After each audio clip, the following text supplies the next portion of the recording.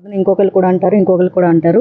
So అది నేను దాన్ని ఖచ్చితంగా ఖండించాలి అండ్ నా కోసం నేను ఫైట్ చేసుకోవాలి. అప్పుడే నేను అమ్మాయిల గురించి మాట్లాడే హక్కు నాకు ఉంటుంది. అండ్ నా మీద జరిగిన అబ్యూస్కి నేను నోరు మూసుకొని అయ్యో వాళ్ళు పెద్దోళ్ళు, వాళ్ళ గురించి మీడియా మిత్రులు అందరూ నాకు చాలామంది ఫోన్ చేసి they are like very dangerous people, జాగ్రత్తగా ఉండు, వాళ్ళకి చాలా క్రిమినల్ బ్యాక్గ్రౌండ్ ఉంది, వాళ్ళ మీద చాలా క్రిమినల్ కేసులు కూడా ఉన్నాయి, సో నేను ఏమైనా అటాక్ చేయొచ్చు, ఇలాంటివన్నీ చెప్పినా కూడా జాగ్రత్తలు చెప్పారు.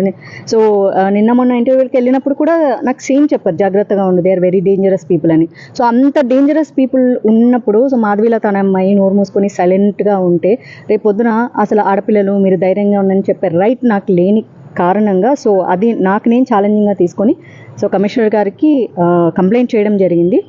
అండ్ ఏదైతే అబ్యూస్ చేశారో అండ్ వాళ్ళ బ్యాక్గ్రౌండ్ ఎలా థ్రెటన్ చేస్తున్నారు అండ్ అందరూ ఏమంటున్నారు అండ్ వాళ్ళ ఫాలోవర్స్ సో నాకు సోషల్ మీడియాలో ఎలాంటి థ్రెటన్స్ ఇస్తున్నారు అనే దాన్ని మెన్షన్ చేయడం జరిగింది. అండ్